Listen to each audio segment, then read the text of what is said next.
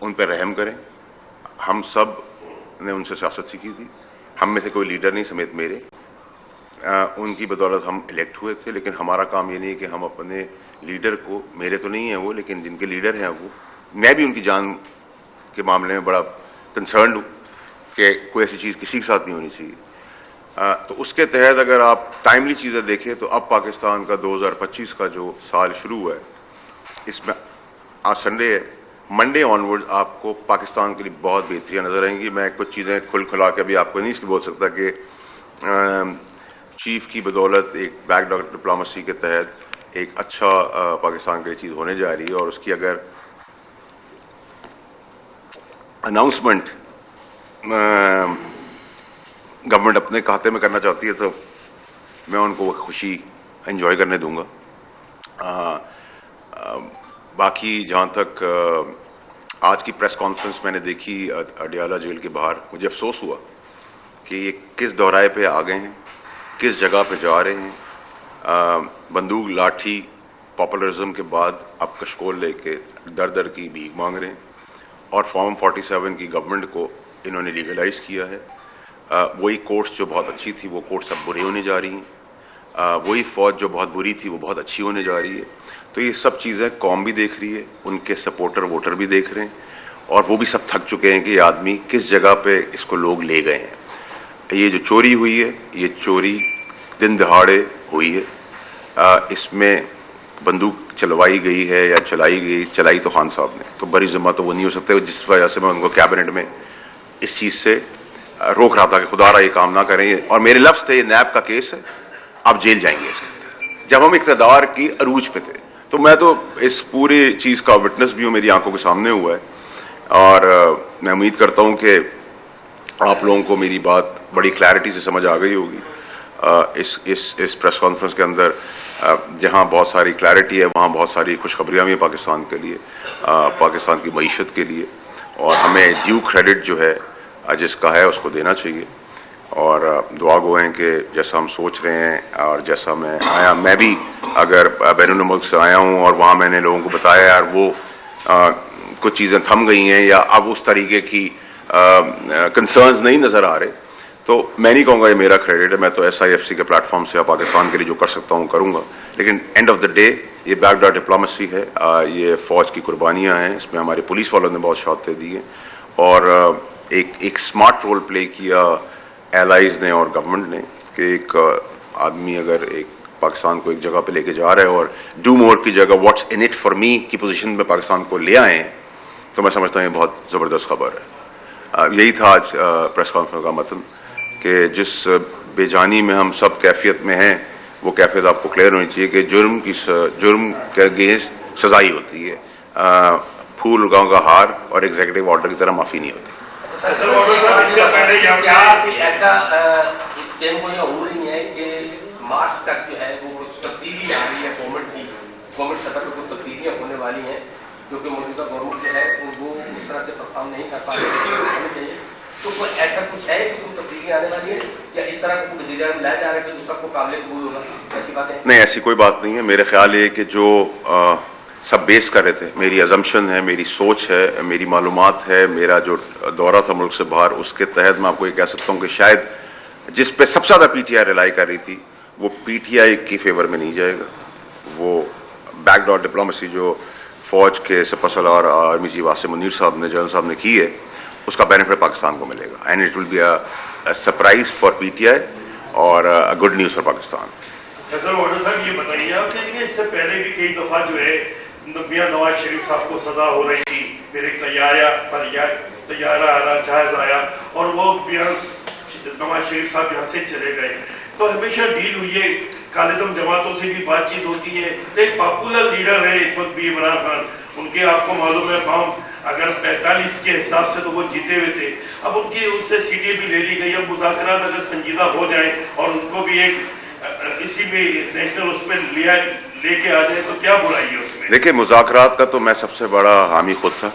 مذاکرات کے اندر جتنا پش میں نے کیا ہے آپ لوگوں کے توسط سے, چینلز کے توسط سے, ٹاک شوز کے توسط سے, اور میں سمجھتا ہوں جمہوریت کا حسن بھی بات چیت ہے, لیکن بات چیت مخلص ہونی چاہیے, ایمانداری پہ ہونی چاہیے, نیک نیتی پہ ہونی چاہیے, بے ایمانی پہ نہیں ہونی چاہیے کہ آپ لیڈر کو مروا دیں لیڈر کو جیل کروا دیں اور خود اقتدار کے مزے لوٹیں جو ایک کر رہے ہیں. آپ کو ان کی شکل سے ڈرامے بازی پی ٹی آئی کی نظر نہیں آ رہی. آپ شکل سے آپ لوگ مجھ سے زیادہ تجربے کار ہیں, میں آپ کے سامنے بڑا ہوا ہوں, آپ لوگوں کے تلخ سوالاتوں کے بیچ میں نے ٹریننگ ہوئی ہے, تو آپ نہیں سمجھتے کہ کون سچ بول رہا ہے اور کون جھوٹ بول رہا ہے.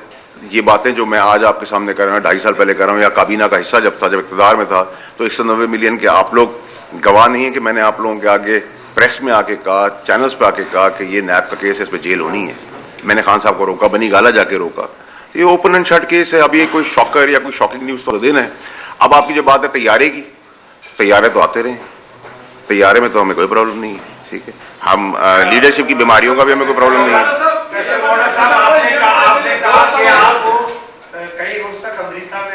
امریکہ میں نہیں, بیرون ملک رہے. اس سے قبل جو آپ کی پریس کانفرنس کی, اس میں آپ کا جو انداز گفتگو تھا پریس کانفرنس میں بہت ہی جالب تھا. ایک منجے ہوئے کھلاڑی ادھر چھکا ادھر چھکا مارتے ہوئے نظر آئے. آج آپ ایسا لگ رہا ہے کہ بیرون ملک جہاں سے آپ واپس آئے, آپ بہت ہی کمزور پچ پہ کھڑے ہیں. آپ کے لب و لہجے میں تھکاوٹ محسوس ہو رہی ہے. کیا باقی عمران خان کی جیت ہونے والی ہے اور آپ کی ہار ہے؟ دیکھیے, نہ مجھے ان کی جیت سے کوئی فرق پڑتا ہے کہ میں ان کے پاس جا نہیں رہا, نہ مجھے ان کی ہار سے کوئی فرق پڑتا ہے کیونکہ میں ان کے پاس جا نہیں رہا. اگر آپ کی میں زبان سمجھوں اور سمجھوں کہ اگر ان کی جیت ہوتی ہے تو مجھے اس میں کوئی پرابلم نہیں ہے, اگر ان کی ہار ہوتی ہے تو مجھے پرابلم ہے. یہ پرابلم ہے کہ وہ ایک آدمی جو ایک اچھے سٹیچر کا آدمی تھا, ایک اچھا لیڈر تھا, وہ کس جگہ پر آ گیا, کس غلاظت کی پالیٹکس میں چلا گیا. جہاں تک آپ نے کہا کہ میری آواز میں گنگ گرج نہیں ہے, تو میں کل اسلام آباد جا رہا ہوں, آپ کو میری گنگ گرج وہاں سے نظر آنا شروع ہوگی. اور کیونکہ میں اپنے استادوں کے سامنے بیٹھا ہوں, آپ لوگوں کے آگے, کراچی کا ہوں, کراچی میں آپ لوگوں کے آگے بڑا ہوں, تو اتنے سالوں بعد میرا انٹریکشن آج پریس کلب میں ہو رہا ہے, تو نیچرلی میں ایکسائٹیڈ بھی ہوں, خوش بھی ہوں. اور آپ لوگوں کے ساتھ تو میری پہلے بھی کبھی کوئی لڑائی نہیں تھی, آج بھی نہیں ہے. تو آپ مجھ سے کڑوے سوال کریں گے, آپ نے سکھایا تھا تحمل سے اس کا جواب دے دو. میں تحمل نمازی دکھا رہا ہوں تو آپ مجھے کہہ رہے ہیں کہ میں تھکا ہوا ہوں. تھکا ہوا تو میں ہوں بھائی.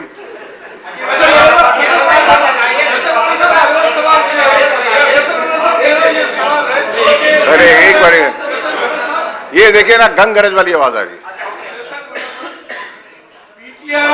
جو مذاکرات کر رہی ہے حکومت سے, ڈائریکٹ استعمال کر رہی ہے تاکہ ٹرمپ کی علم برداری ہو جائے, اس کے بعد یہ ڈائریکٹ وجہ سے یہ ڈائریکٹ ٹیکس استعمال کی جا رہی ہے. دوسرا سوال یہ ہے کہ آپ کہہ رہے ہیں کہ حکومت اسٹیبل ہوتی جا رہی ہے, لیکن بظاہر نظر نہیں آ رہی ہے. جو پیپلز پارٹی اور نون لیگ کے درمیان اختلافات چل رہے ہیں وہ بھی کہیں پہ تھم نہیں رہے ہیں, اور پی ٹی اے اور حکومت کے درمیان جو اختلافات اور مذاکرات ہو رہے ہیں وہ بھی کہیں تھم نہیں رہے. کیا سمجھ رہے ہیں حکومت کیسے سروائیو کرے گی؟ دیکھیں, جہاں تک آپ کا حکومت کا یا پی ٹی آئی کا سوال ہے, تو دونوں ہی چھپن چھپائی کھیل رہے ہیں. کبھی وہ چھپ جاتے ہیں, کبھی وہ چھپ جاتے ہیں. لیکن میں نے آپ سے کہا کہ بائی اینڈ لارج اگر آپ پاکستان کی پولیٹیکل اسٹیبلٹی کی بات کریں گے تو مجھے اکنامیکل اسٹیبلٹی نظر آ رہی ہے, انڈیکیٹرز نظر آ رہے ہیں. لیکن ناراض ہوتے ہیں لوگ اگر وہ ہماری ناقص اور نالائق ہونے کی وجہ سے اگر وہ بینیفٹ اگر ہمیں پاکستان میں سپہ سالار دے رہے ہیں, آرمی چیف صاحب SIFC کے پلیٹ فارم دے رہے ہیں, میں ان کو ٹیم ممبر بنا لیتا ہوں, میں ٹیم لیڈر کہتا ہوں, چلے ٹیم لیڈر کر دیتا ہوں, تو ہمیں اس پہ کسی کا کریڈٹ دینا چاہیے کہ بھائی اچھا کام کر رہا ہے, پاکستان کو فائدہ ہو رہا ہے. اگر فائدہ ہو رہا ہے, اگر سارے گدے سمیت میرے اگر نہیں کچھ کر کے دیا پاکستان کے لیے اور کسی گھوڑے نے آگے کر دیا, تو آپ یہ تو کہیں کہ گھوڑا ہے, تو میرے تو اس میں کوئی پرابلم نہیں ہے.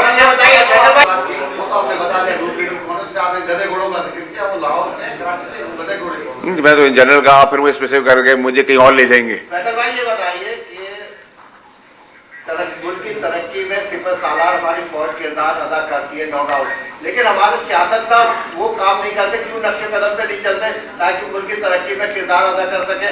کوئی ادھر جا رہا ہوتا ہے, کوئی ادھر جا رہا ہوتا ہے, کوئی شہر کوئی شکار, ایک جگہ کیوں نہیں جمع ہوتا ہے؟ جان بھائی, آپ لوگوں کو بہت شوق ہے نا ہم سب کو جمہوریت کھیلنے کا, تو بھائی جمہوریت کا حسن ہے, اس کا مزہ بھی لوٹنا سیکھے.